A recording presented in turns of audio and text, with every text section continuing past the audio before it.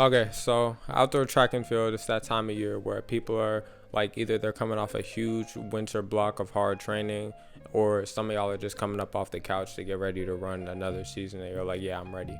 So for outdoor, for some of us, I know has been here. It's been here for us. We're entering championship season right now. I know some of us are just starting.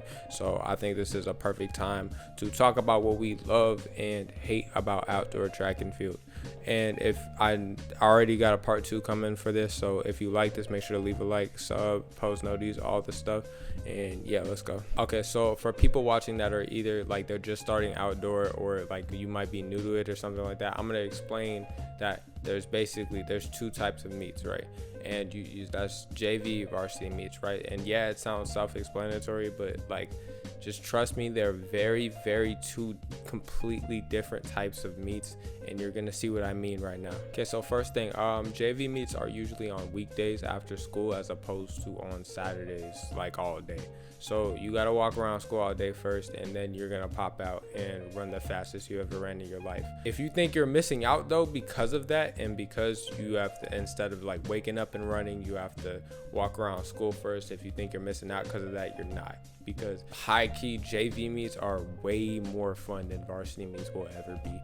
Everyone you know is racing each other. People from school actually like that, you know, that like they pop out to watch. So it's just hype, like especially when races get like really close, and then the stands start going crazy. Everybody starts yelling, like, and then the people over there don't run along don't run around the rail, like that.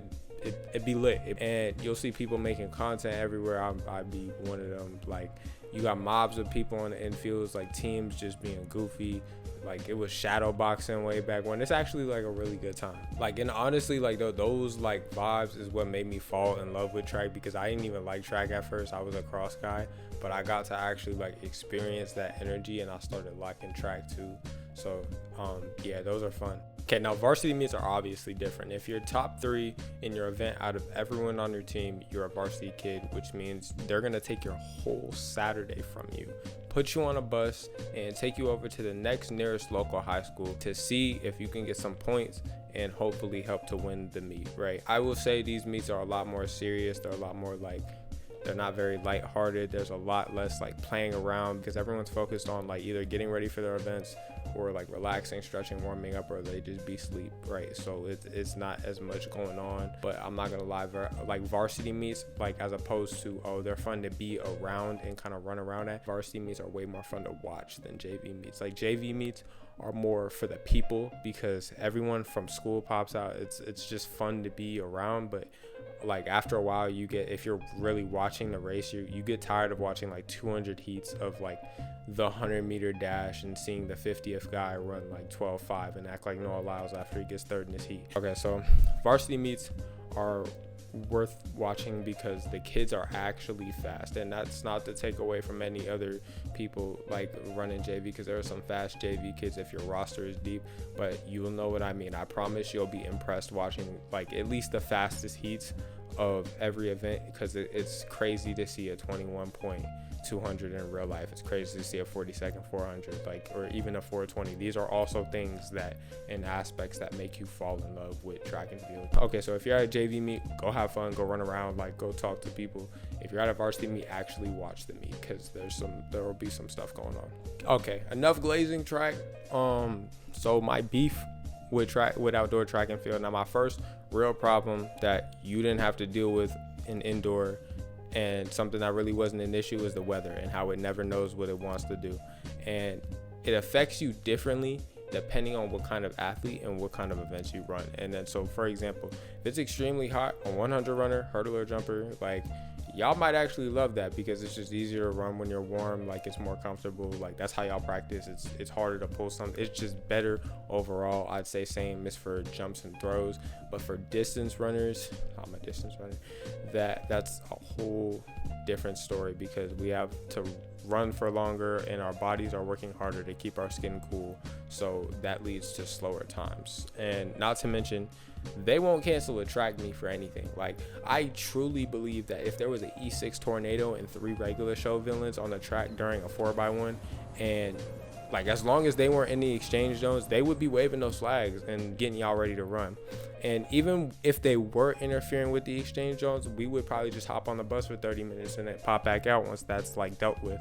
I promise you, like, the weather will wait for the most important meet on your schedule to throw a fit, rain and thunder for everybody. So yeah, weather is just one of those things that rarely benefits everyone on the team. It's not something that you can control, so the best thing that you can do is just kind of stay positive and control the controllables, because like I said, that's literally all you can do. They're talking about, which is the air quality. And coming from outdoor, this is specifically a thing that you talk about compared to outdoor. So like, if you know, racing outdoor is literally a breath of fresh air, no pun intended. You're in open space, there's actually air to breathe, which gives just like, it's just better, it translates to better times. I don't know the science on it, but it definitely does. There's compared to outdoor, where everyone compared to indoor, where everyone is just breathing and recycling the same 5 molecules of oxygen. In a crowd of hundreds of people inside a facility, there's tons of coughing and like dragon breath on the inside. So you get outside and it's a lot better. So conditions wise, outdoor is basically trading nature's benefits for its flaws. And honestly, I'd rather deal with bad weather and fresh air than feel like I smoked a half pound and then try to run the race of my life. Also, there's just more warm-up area, there's more warm-up space. Shout out to the Armory. You got like a whole football field, so that's a huge plus.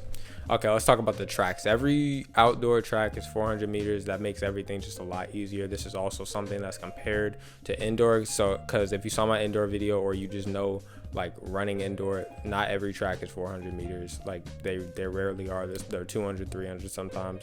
So outside, not all tracks are made the same, but they are all pretty uniform at 400 meters. Some have long straights, long curves, but like I said, they are fairly uniform in 400 meters. I'm gonna be honest, like just like there's some wicked indoor tracks, there are some even more wicked, diabolical outdoor tracks. Like I've seen some straight concrete tracks, like middle school, like they paint the numbers on the track. Like it's the type of track you step on and you feel all your spikes go north, south, east, and west, like literally all types of different directions. Grass growing up through the cracks of the track. We saw like a rose that grew from concrete. Like it got that serious with some of those. Oh, it's not nearly as bad as running on some 200-meter unbanked basketball court indoor track, but it's a close second though. Like that's how people get shin splints and tendonitis and all that different types of stuff. Now, one thing that never changes from like literally from cross country meets, from the fields to indoor to outdoor, is them damn merch prices, bro. I still to this day have not gotten clothes from any meet I've ever been to because they want to charge me 70 bands for a hoodie. I know a guy who actually paid, shout out Jacob, that he be actually paying them $70, $40, $50 for a hoodie, and then they watch them take that $15 hoodie they have and plaster a logo on it, and then they charge him his left nut. Like the only thing I would do that for is a Nationals bag, because everybody knows that's gold loot. Then they can have whatever they want from me, but I'm not paying $70 for a memory, bro. Like I already got the time and hopefully a medal. And especially if I lose the thing like the hoodie, the whatever, I would never get over that, because like it's not even about like the $70 at that point. I have memories attached to the thing on top of the money. It's dumb homicide. Like why would I want that? And don't even get me started on the food, bro. Like I don't know who they be feeling like charging kids half their life savings for track meet food, bro. Like we already can't work because we got practice all the time, and at least make the food affordable. Like, and I've seen these Kona ice prices going up. Like y'all are not slick. At least make the food affordable, so if I get rolled, I can at least reward myself for trying, because it's getting hard out here. Kids are getting fast. I need something to make myself feel better. Okay, that's gonna be it for this first part of the video. I'm gonna have the second part of y'all next week. Thank you so much for watching. Thank you so much for your continued patience. I'm finishing up school, and like I'm actually busy running my season. I've been running really good, some great PRs, but that's where I've been at. So please be patient with me. Part 2 coming next week though. Thank you so much. I'm gonna catch up on some videos over spring break, but yeah, thank you. God bless.